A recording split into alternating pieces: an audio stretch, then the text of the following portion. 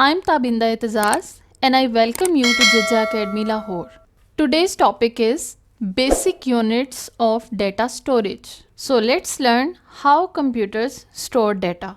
Computers use binary language and binary language contains two digits 1 and 0. A word which is used to describe a binary number is called bit, and bit stands for binary digit, and this is the smallest unit of data storage. What type of information is stored in terms of bits? Whatever you see on computer screen, either it is a sound or an image or a text document or any other information, all information is stored in computer's memory in the form of zeros and ones as a bunch of bits together. A bit stores one digit at a time. It may be 1 or it may be 0, but one digit at a time. In order to measure how much information we can store in computer depends on the number of bits we have. For example, if I have 1 bit memory, then I can store 1 bit data only, either 0 or 1. When we combine 8 bits together, it is called a byte. 1 byte can be written as B, 1B or simply B. And 1 byte is enough to store one letter or one symbol. Now, if we combine 16 bits together, then it will be equal to 2 bytes, and 2 bytes is a half word. As I told you, 8 bits are equal to 1 byte. Here are 16 bits. 8 bits here, 1, 2, 3, 4, 5, 6, 7 and 8. This is the bunch of 8 bits. So I have written it as 1 byte. So 1 byte is here and 1 byte is here. These are separate 8 bits. 1, 2, 3, 4, 5, 6, 7, 8. Now 1 byte plus 1 byte are equal to 2 bytes, and if we want to convert bytes into bits again, then simply multiply number of bytes with 8, as 1 byte has 8 bits. So there are 2 bytes and 2 multiplied by 8 is equal to 16 bits. 8 bit plus 8 bit, 16 bits. Now if we combine 4 bytes together, as you can see here, these are 8 bits and bunch of 8 bits is equal to 1 byte. Then again 8 bits equal to 1 byte. These 8 bits 1 byte and these 8 bits 1 byte. So there are 1, 2, 3, 4 byte data.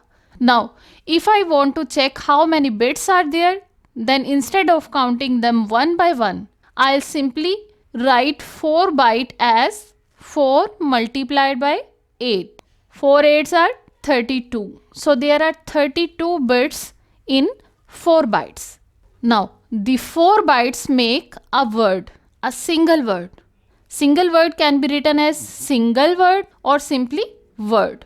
Similarly, when we combine 8 bytes together, 8 byte means 8 multiplied by 8 is equal to 64 bits. So if you count all these bits, these are the 64 bits. And 64 bits or 8 bytes are called double word.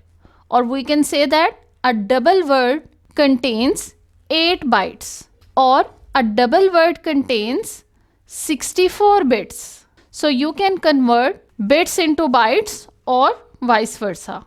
Here we have discussed 5 terminologies or units of data storage. Bit, which is 1 bit, byte is equal to 8 bits, half word is equal to 2 bytes or 16 bits. Then comes word or single word, which is equal to 4 bytes. Double word is equal to 8 bytes and 8 bytes are equal to 64 bits. Let's discuss some commonly used storage capacity terms. When we combine 1024 bytes together, it is equal to 1 KB. KB stands for kilobyte, and 1 kilobyte can be written as 1 KB, simply K, or KB. Normally K is equal to 1000, but when we talk about computer storage or computer memory, then K is equal to 1024 bytes. K means 1024, not 1000. As computers use binary language and everything comes in power of 2, 1 kilobyte is approximately equal to 2 raised to power 10 bytes. In 1 kilobyte or 1024 bytes, we can store 2 pages of text. Now, when we combine 1024 kilobytes together, it is equal to 1 MB. MB stands for megabyte, and 1 megabyte can be written as 1 MB, simply M, or MB. And 1 MB is equal to 2 raised to power 20 bytes.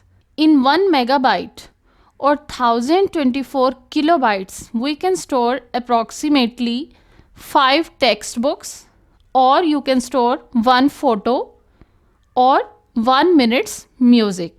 Now, if we combine 1024 megabytes, it will be equal to 1 gigabyte. And 1 GB or gigabyte can be written as simply G, GB, gigabyte, or 1 GB. And it is approximately equal to 2 raised to power 30. And in this storage capacity, 2 raised to power 30 or 1 gigabyte or 1024 MB, as all terms are equivalent to each other. So in this storage capacity, we can store either 1000 photos or 400 books, or we can store 16 hours continuous music. Now, if we have 1024 GB, 1024 gigabytes, then it will be equal to 1 terabyte. TB stands for terabyte, and terabyte or 1 terabyte can be written as 1 TB, simply T, or TB, and it is approximately equal to 2 raised to power 40 bytes. And in this storage capacity, in 1 terabyte or 1024 gigabytes, we can store 400,000 textbooks or 1 million photos or 2 years continuous music. So these were the basic terms used for computer storage, where 1024 bytes were equal to 1 kilobyte and 1024 kilobytes is equal to 1 megabyte. 1024 megabyte is equal to 1 gigabyte, and 1024 gigabyte is equal to 1 terabyte. 1024 kilobyte is about 1 million. 1024 megabytes are about 1 billion, and 1024 gigabytes are about 1 trillion bytes. Now let's see how can we convert one storage unit into another storage unit. Here I have solved 2 conversion problems. Question number 1 is 240 MB is equal to how many bytes and how many kilobytes. In other words, how many bytes are there in 240 megabytes and how many kilobytes are there in 240 megabytes or MBs. Let's see the solution of this problem.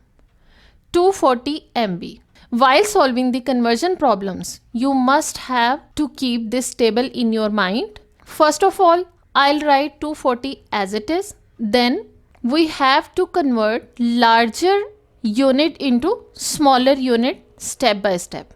For example, 1 MB.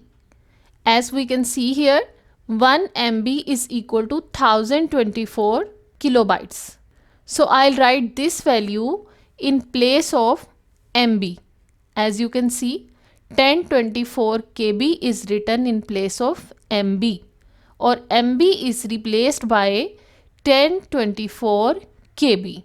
Then 240 will remain unchanged, multiplied by 1024. I'll place the value of kb, which is 1024 bytes. As you can see here, 1 kilobyte or k is equal to 1024 bytes. So I have replaced kb with 1024 bytes. Now you can see the question has been solved. These are the number of kilobytes present in 240 megabytes, and these are total bytes which are present in 240 megabytes. Let's further simplify these two answers. 240 multiplied by 1024. As we know, 1024 is equal to 2 raised to power 10. So I'll write 2 raised to power 10 in place of 1024. So 240 multiplied by 2 raised to power 10 kb is the answer of the second part of this question. Then this 1024 is replaced by this 2 raised to power 10, and this 1024 is replaced by this 2 raised to power 10. As we know, the powers are added, so it will be equal to 240 multiplied by 2 raised to power 20 bytes. This is the answer of part number 1 of this question. So I can say that 240 multiplied by 2 raised to power 20 bytes are there in 240 megabytes. In question number 2, we have to convert 60 gigabytes into words. In other words, we have to tell how many words are there in 60 gigabytes. Let's solve this problem. In this question, we have to provide the answer in terms of words, not in bytes. As we know, word contains 4 bytes. This is a little bit confusing, but it again is very simple.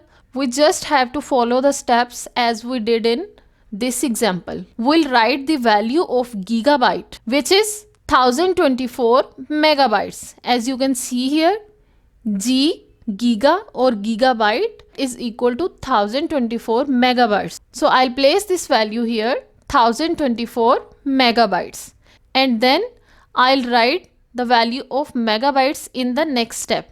60 multiplied by 1024 multiplied by the value of megabyte, which is 1024 kilobyte. As you can see here, 1 megabyte is equal to 1024 kilobytes. In the next step, I'll place the value of kilobytes, which is equal to 1024 bytes. So this statement will be equal to 60 multiplied by 1024 multiplied by this 1024 multiplied by the value of kilobyte, which is 1024 bytes. Now we have reached the point where we can see how many bytes are there in 60 gigabytes, and they are 60 multiplied by 1024, 1024, 1024. 3 times. I have written 1024 3 times. Now I'll replace 1024 with 2 raised to power 10. 2 raised to power 10 multiplied by 2 raised to power 10 multiplied by 2 raised to power 10 is equal to 2 raised to power 30. So this line will be equal to 60 multiplied by 2 raised to power 30 bytes. But we have to provide this answer in terms of words, and we know that one word is equal to 4 bytes. So we'll divide this answer by 4. 4 15s are 60. The answer will be 15 multiplied by 2 raised to power 30 words. This is the solution of this problem. Thank you for watching. For more informative lectures, subscribe to my channel.